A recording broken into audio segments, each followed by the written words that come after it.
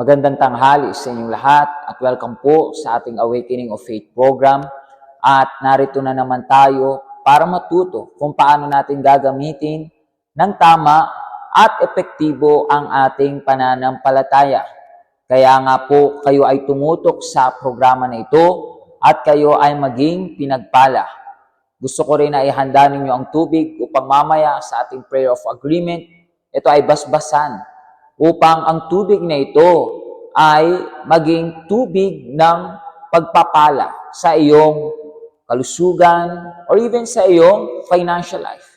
At pwede mo rin isulat ang iyong prayer request sa comment section dahil ito rin naman ay ipapanalangin ni Pastor. Kung ikaw naman ay merong Biblia, gusto ko na ihanda mo rin para mamaya kapag may binasa tayo sa salita ng Diyos, ay pwede mong markahan yung verse sa Biblia at ito ay pagbulay-bulayan mo or i-meditate mo during the day. At gusto ko na tulungan ninyo ako na i-like at i-share ang ating programa upang marami ang makapanood ng ating programa at sila rin naman ay maging pinagpala. Kaibigan, kung ikaw ay dumaraan sa mga problema, pagsubok, mga kahirapan, pakiusap, ikaw ay tumawag o mag-reach out sa ating helpline at nandito kami para ikaw ay sagutin, panalangin, counsel, at turuan na gamitin ang iyong pananampalataya para maresolbahan ang problemang ito.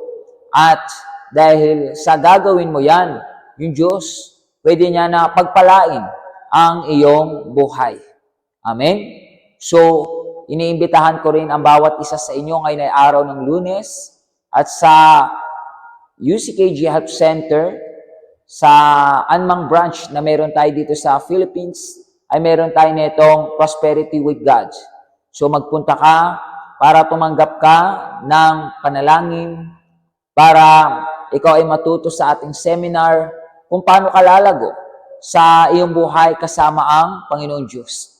Paano tumanggap ng kasaganahan, magtagumpay, pag-unlad, at makita mo yung katuparan ng pangako ng Diyos sa iyong buhay dito sa lupa at papunta doon sa langit. Kaya, pakiusap, kung ikaw ay malapit sa ating Cathedral Main Church, yan ay located sa UCKG Building, General Rojas Avenue, Araneta City, Cubao. Magpunta ka at ikaw ay mablessed at makita mo yung katuparan ng iyong mga plano sa iyong buhay. Kung ikaw naman ay malapit sa ating mga branches o hindi mo alam kung saan yung pinakamalapit na branches, ay pwede mong iscan yung QR codes at bigyan mo ang iyong sarili ng pagkakataon na magpunta sa church at para hanapin na rin ang banal na Espiritu. Amen? So magbabalik tayo sa ating Awakening of Faith program para sa ating message. But panoorin nyo muna ngayon itong napakalakas na testimony natin.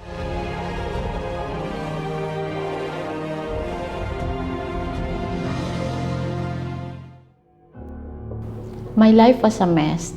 Kasi bata pa lang ako sa edad na 10 taon, nagtitinda na ako para mabuhay ang mga kapatid ko. Nakatulog kami sa karton ng anak ko, at ang buhay may asawa ko ay hindi naging maganda. Ako si Rosie Gabotero. Bata pa lang ako ay nagtitinda na ako para mabuhay ang mga kapatid ko kasi iniwan kami ng tatay ko ng 2 taon. Yung nanay ko ay nagkaroon ng trauma kasi sa nangyari dahil ang tatay ko ay may ibang babae. Kaya na ganyan ang sitwasyon namin na ako ay nagtitinda para ipakain sa mga kapatid ko. Then one time, nagbakasyon yung tita ko, dinala niya ako dito sa Manila.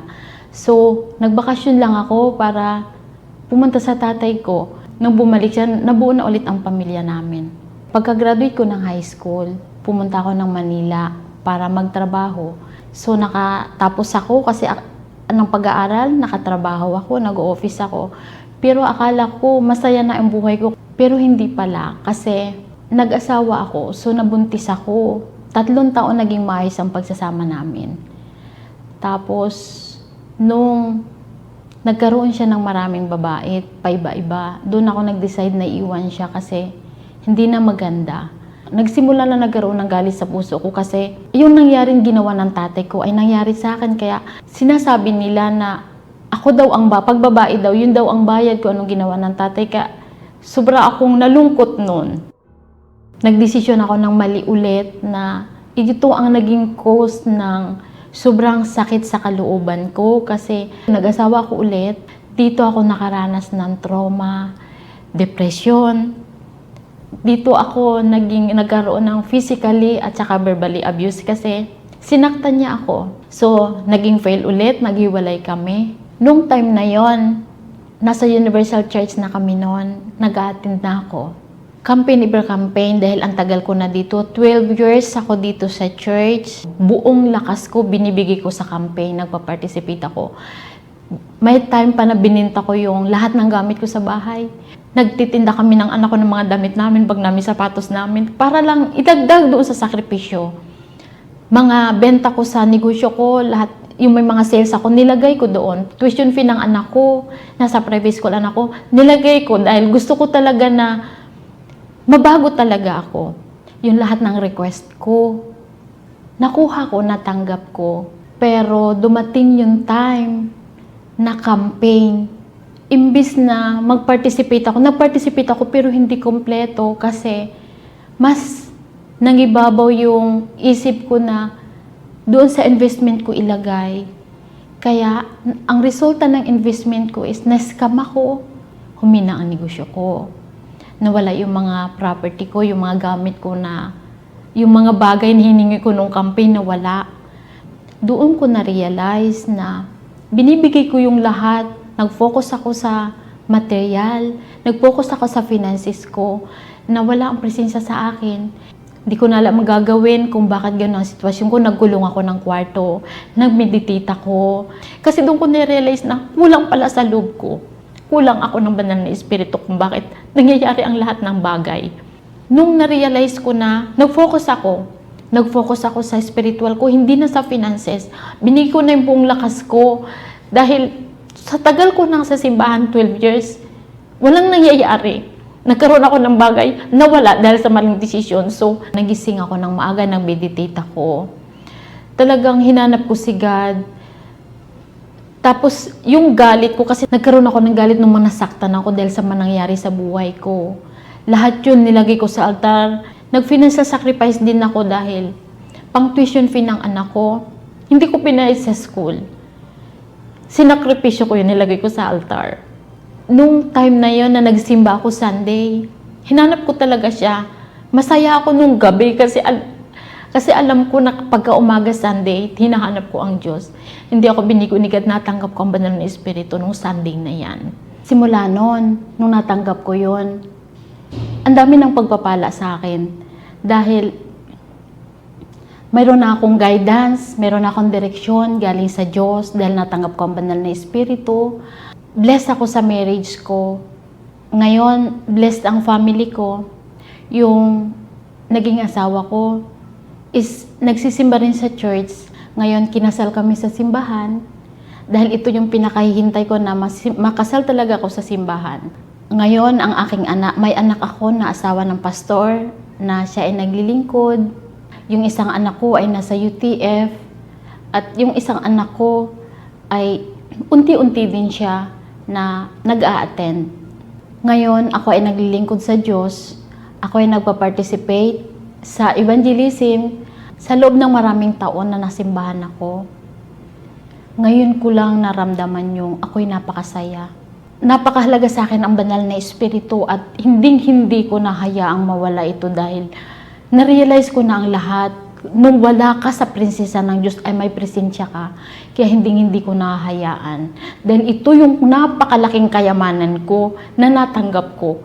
Dahil ngayon ko lang na-realize na hindi pala ang kayamanan mo yung mga material, kundi ang napakalaking kayamanan ko is yung banal na espiritu, ang matanggap mo siya.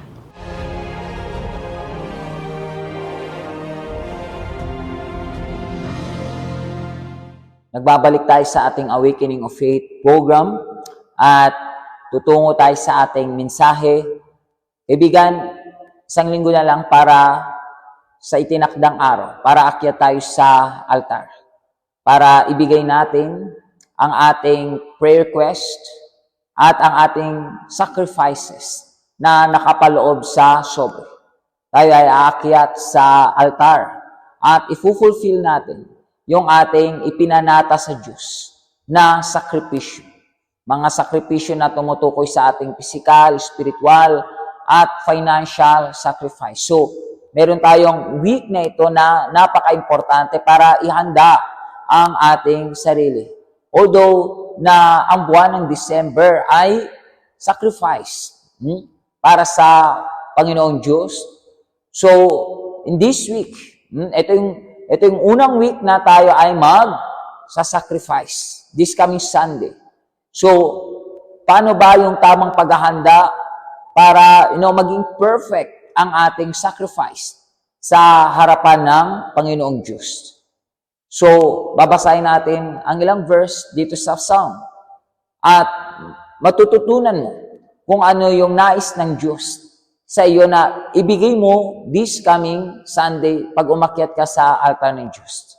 Nakasulat yan sa aklat ng Psalms, chapter 51, verse 6. Behold, you desire truth in the inward parts. Yan ang nais ng Diyos. Ang katotohanan sa kung ano ang meron ka sa iyong isip at sa iyong puso. At siguro, kung ano ang nasa kalooban mo, hindi yan alam ng ibang tao. At pwede mong itago sa iyong physical appearances, sa iyong mga palamuti, sa mga damit na iyong sinusuot, at pwedeng, walang makapansin, walang makaalam, pero meron kang diyan sa loob mo na katotohanan. At ano yung katotohanan na yun, na nais na Diyos na isuko mo? Ito nga yung mga mali, yung mga masama, yung mga kasalanan. How many people kapag tiningnan mo sila, magandang itsura nila, maayos ang pananamit nila, magara sila dahil sa kanilang mga sinusuot na palamuti o dekorasyon sa kanilang katawan. Pero sa loob nila, puno pala sila ng mga grudge or tampo. Puno sila ng galit, hinanakit. Meron silang hindi pagpapatawad sa kanilang puso. Meron silang selos, inggit, etc. Mga bagay na, kabulukan sa kanilang puso na sa mata ng Diyos ay kasamaan at kasalanan. Kaya nga nakasulat pa sa Biblia ay ganito sa aklat ng Salmo, chapter 51, verse 16 at 17. Ganito, hindi naman ang handog o sakripisyo ang nais nyo, mag-alay man ako ng mga handog na sinusunog, hindi rin kayo malulugod. Ang handog na nakalulugod sa inyo ay ang pusong nagpapakumbaba at nagsisisi sa kanyang kasalanan. Ito ang handog na hindi ninyo tatanggihan. Amen? You see, in this campaign of Israel, sinasabi natin sa inyo na isa sa mga kailangan nyong isacrifice ay ang inyong financial sacrifice. And many people talagang kada campaign, sila ay nagbibigay ng kanilang financial sacrifice. And even we see yung result, yung testimony ng ginawa kanilang na sacrificed. And even nakita natin na sila ay nag-prosper, lumago, at umasenso sa kanilang buhay.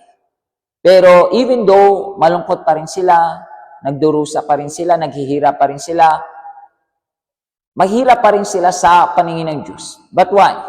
Kasi kung merong isang bagay na kayamanan na mula sa kaharian ng langit, ay walang iba kundi ang banal na Espiritu, ang presensya ng Panginoon Diyos. Amen?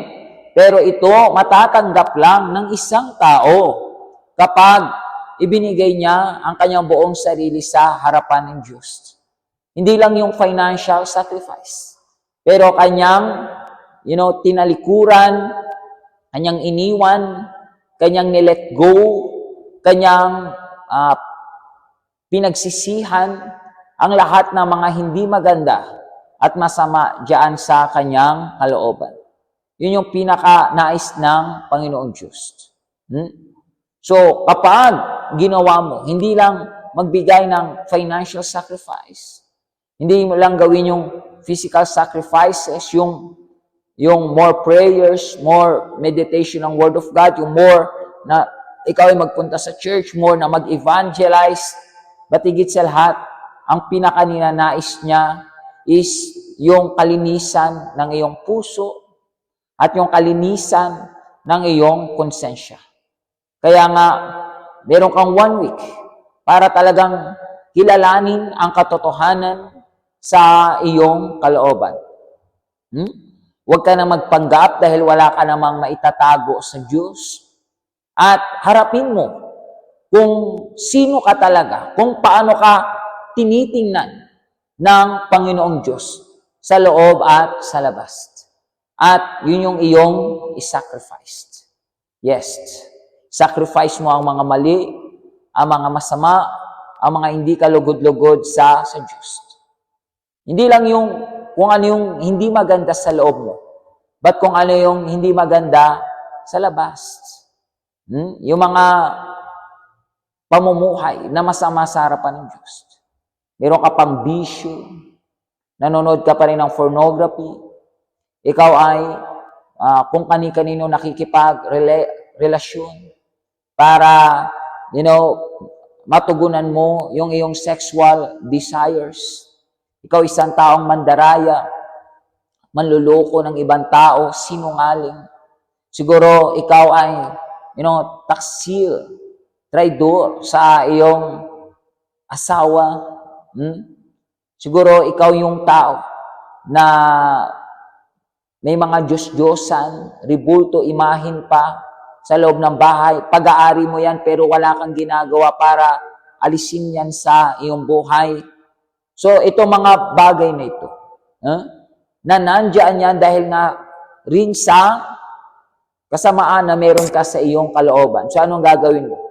Yan ay isusuko mo. Lahat yan, wala kang itatago, wala kang itatabi, wala kang itatanggi. Magpapakumbaba ka sa harapan ng Diyos. Pagsisisihan mo ang lahat ng yan. Or even, ask God na lakas para mai-sacrifice mo ang lahat ng yan. Ask God to reveal kung ano pa yung mga bagay na hindi kalugod-lugod sa iyo, sa kanyang mga mata. And then, yung Diyos tutulungan ka niya. Bibigyan ka niya ng lakas, bibigyan ka niya ng realizations, na siya pa mismo ang maghahatid sa iyo sa altar ng Diyos para i-sacrifice mo ang buhay mo sa Kanya. And the moment na ginawa mo yan, yung nag-sacrifice ka ng mga bagay na hindi kalooban ng Diyos sa loob mo, sa puso, sa isip mo, yung hindi maganda, pagkatao mo, pag-uugali mo, yung pamumuhay mo dyan sa labas, lahat ng mga masama sa kanyang paningin. Kapag yan ay sinakripisyo mo, kaibigan, ang kapalit ng masamang buhay na yan ay ang pagdating ng bautismo ng banal na Espiritu sa iyong buhay. Pagdating ng presensya ng Panginoon Diyos. So kaibigan, meron kang 1 linggo para gawin ang tama, gawin ang mabuti, para gawin kung ano ang kalugod-lugod sa Diyos. Meron kang 1 linggo para sundin ang inuutos sa iyo ng Panginoon Diyos. And this coming Sunday, kapag ginawa mo yan, kapag binuhos mo ang lahat ng iyong sarili sa harapan ng Diyos, bababa ka sa altar na may kasiguraduhan na tinanggap mo na yung Holy Spirit, na mayroong kasiguraduhan ng iyong kaligtasan. Ikaw ay bababa ng altar na tunay na binago ng Panginoong Diyos. Ngayon ang tataglayin mo ay pagiging anak ng Diyos. Pagiging o pagkakaroon ng karakter ng Diyos. Ikaw mismo ay sa Diyos. Ikaw isang taong kanyang pag-aari, kanyang kayamanan, kanyang pinili para tumanggap ng buhay na walang hanggan. So lahat yan mga dakilang bagay na yan ay gagawin ng Diyos sa iyong buhay ngayong darating na linggo. Pastor, how about my financial sacrifice? Again, don't worry sa iyong gagawing financial sacrifice. Kasi kung ibibigay mo ang iyong buong sarili sa harapan ng Diyos, magpapakatotoo ka sa iyong sarili, magpapakumbaba at ikaw ay magsisisi sa lahat ng iyong mga kasalanan at kasamaan. Kung tunay mong talagang isusuko ang buhay mo sa Diyos at babaguhin ang iyong sarili sa Kanyang harapan, kaibigan, automatically, ang iyong financial sacrifice ay magiging the best din sa harapan ng Panginoon Diyos. Naunawaan niyo ba? So, kaibigan, gawin natin ito. And this coming Sunday, yung Diyos, ibubuhos niya ang kanyang banal na Espiritu sa bawat isa sa atin na gagawin itong sakripisyo na kalugod-lugod sa Kanya. Amen? So kaibigan, hawakan mo ngayon ang bote ng tubig and let's make this prayer of agreement. Pagpalain kayong lahat ng Diyos. Hello po sa inyo lahat, pagpalain kayo ng Diyos sa pangalan ni Kristo Jesus. Ihanda po yung tubig ninyo para sa ating prayer of agreement sa pangalan ni Jesus. Ihanda ko din po yung baso o bote ng tubig at ipikit po yung mga mata sa pangalan ni Jesus. Espiritu Santo, in the name of the Lord Jesus, blessed mo sa great my Father itong tubig at gamitin mo itong ilang gamot para sa kagalingan namin sa pangalan ni Kristo Jesus. At kung naniniwala po kayo, my friends, at beginning of Amen, at you can drink now. Let's drink po yung tubig. And now, ipikit po yung mga mata in the name of the Lord Jesus. Espiritu Santo, sa pangalan ni Jesus, itong tubig, my Father, is your power, your presence, your Spirit working inside of us. So, pangalingin mo kami, tanggalin mo ang lahat ng uri ng sakit, karamdaman, kahinaan, o iba pang problema mo na kung may nasa kanilang buhay in the name of the Lord Jesus. At kung naniniwala kayo, sabihin niyo po, Amen, in Jesus' name. Amen? Believe na malaya ka na. Believe na magaling ka na. Today is Monday at as you know, this week is the week of preparation para sa pag-akyat natin po sa altar ng Diyos. At pupunta kayo sa pinakamalapit na simbahang universal sa iyo. Yes, kasi na yung meron po tayong special service para sa iyo, para maintindihan more about this purpose. At kami ay narito sa Santiago City, sa Isabela Province, sa Barangay Victory Norte, sa second floor ng Simbahang Universal Building sa highway mismo, tapat po ng palengke. Madali lang po yung location. Kung gusto niyo, may service po kami mamaya 3 p.m. and 6 p.m. God bless you all and see you next time.